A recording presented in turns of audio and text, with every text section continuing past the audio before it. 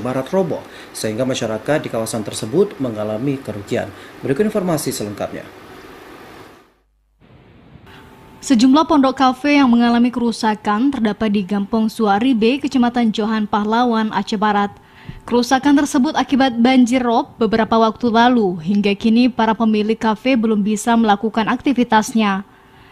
Kecil Gampong Suari B, Razali mengatakan akibat kejadian ini puluhan pondok kafe di desa itu untuk sementara ditutup.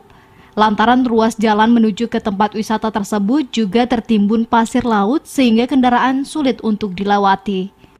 Jalan akses ke pantai itu memang saat ini sudah tertimbun lebih kurang 1 meter. Alangkah baiknya oleh pemerintah daerah yang mengerahkan alat berat supaya mereka ada yang sisanya tempat duduk, tempat kafe yang bisa dimanfaatkan. Malah sekarang kita lihat sedang renovasi, bisa berkembang leluasa, mereka ya membuka usahanya.